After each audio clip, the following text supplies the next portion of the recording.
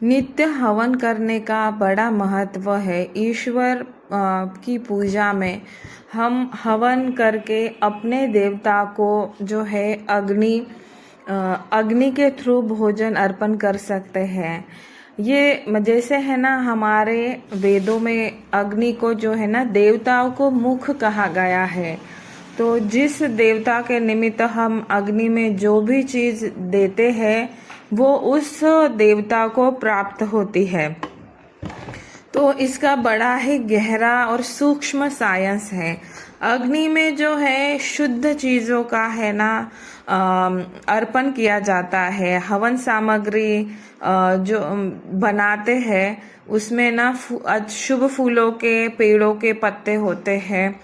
उससे है ना हवन नारियल के, गुलाब के पत्ते, ऐसे जो भी पवित्र चीजें हैं उन पवित्र चीजों का जो है उपयोग जो है हवन में किया जाता है। ड्राई फ्रूट्स डाले जाते हैं, शुद्ध घी डाला जाता है और उससे मंत्र जप करके जो है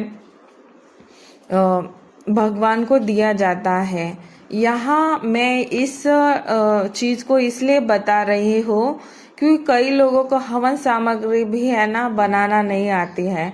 तो मैं थोड़ा सा जानकारी यह देना चाहती हूँ कि हवन सामग्री किस तरीके से बनाई जाती है। एक तो मार्केट में बहुत ही इजीली है ना हवन सामग्री उपलब्ध होती है, बट वो अनकम्प्लीट होती है। तो आपको मार्केट से जो है हवन सामग्री मिलती है जिसमें पत्ते, लकड़ी, नारियल, ये सब चीजें का पाउडर होता है। तो वो लाके आपको जो है उसमें शक्कर, चावल है ना, काले तिल, जौ, गेहूं की, ये लेना जरूरी है, ये इम्पोर्टेंट होता है। पर उसमें से कंकड़, कीड़े सब हटा के आपको जो है लेना है। इसके बाद जो है ना ये हवन सामग्री हो गया। अब इसमें कुछ ड्राई फ्रूट्स डालेंगे आप, जैसे नारियल के कुछ टुकड़े, छुआरे, बादाम, है ना, अखरोट भी डाल सकते हैं, काजू भी डाल सकते हैं। तो जितनी भी शुद्ध चीजें आप डालना चाहते हैं वो हवन सामग्री के साथ ये चीजें भी ना डालें। तो ये इस तरीके से हवन सामग्री बना के आप एक डब्बे में रखें। अब जैसे है ना कीड़े वगैरह न लगे तो अच्छा सा कपूर उसमें डाल के जो है हवन सामग्री आप अच्छे बड़े डब्बे में रखेंगे और आपको जितनी आवश्यकता है उतनी रोज कटोरी में निकाल के आप उससे जो है हवन कर सकते हैं। रोज हवन करते वक्त हवन पात्र जो है शुद्ध किया जाता है, उसमें जो भी राख है वो निकाल के बाहर की जाती है। फिर उसको है ना ओम अपवित्रो पवित्राय नमः इस तरीके से ना उसको जल छिड़क के जो है शुद्ध करके फिर उसमें कपूर रखे, फिर कुछ लकड़ियां रखे। कपूर से अग्नि को प्रज्वलित किया जाता है। सबसे पहले अग्नि जब प्रज्वलित होती तो 1 चम्मच घी डाल के है ना अग्नि को दिया जाता है।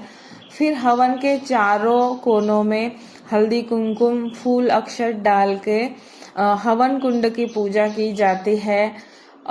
फिर जो है ना आप गणेश जी का, ग्राम देवता का, कुल देवता का, स्थान देवता का, जो भी है ना आपके इष्ट देवता का, गुरु का, ऐसी सबकी 1-1, 2-2, 3-3 जितना आपको संभव है सबकी आहुतियां दीजिए। उसके बाद कुछ पितरों को आहुति। तो इस तरीके से आहुति सबकी 1-1, 2, 3-3, 2 देने के बाद आपका जो भी इच्छित मंत्र है या आप अपनी साधना को, अपने मंत्र को सिद्ध करना चाहते हैं तो आप हवन से उस मंत्र को देंगे तो वो जल्दी आपका है ना मंत्र पावरफुल होगा, एक्टिव होगा। तो पर सबका आह्वान करके जो है उसके बाद ये नित्य कर्म में भी आता है या विशेष ओकेजन पे भी करते हैं। हवन आपको हवन करना है। अब हवन करने में है ना आपको कभी गुरु की उंगली का जो है गुरु उंगली का प्रयोग नहीं करना है। आपको गुरु की जो उंगली होती है तो है ना इंडेक्स फिंगर जिसको कहते हैं उसका प्रयोग नहीं करना है। बाकी के 4 उंगलियों से है ना हवन सामग्री जितनी आए वो मंत्र कैसे, जैसे ओम नमः शिवाय स्वाहा, स्वाहा जरूर बोलना है, तभी अग्नि वो हवन जैसे ना वो मतलब निवाला अग्नि ग्रहण करेंगे। विदाउट अगर स्वाहा नहीं बोला तो हवन आपका जो है वो नहीं स्वीकारा जाता, वो निवाला। फिर हवन आपने किया है ना, हवन करने के बाद ज्यादा कोशिश करे कि नीचे कचरा ना हो, जितना मतलब कोशिश करे कि कचरा ही ना हो। उसके बाद आप आसन पे हवन हो, अब जैसे हवन कंप्लीट हुआ आपका, तो आप एक चम्मच लीजिए जो आपने घी के लिए प्रयोग किया था, बीच बीच में घी का भी प्रयोग करना है। आपको वो चम्मच लेना है, चम्मच के जो है हवन की जो है राख माथे पे जरूर लगाना है, और उस राख को घर में सबको भी लगाइए, क्योंकि ये नियम है कि हवन करने के बाद उसका राख का तिलक जरूर लगाए तो उसका फल आपको मिलेगा।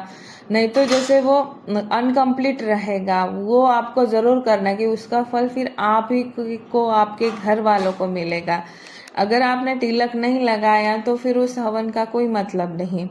तो आपको हवन की राख का तिलक लगाना है, और जितना हो सके वो तिलक जिसको भी लगेगा उसको भी उस हवन का है ना शेयर मिलेगा।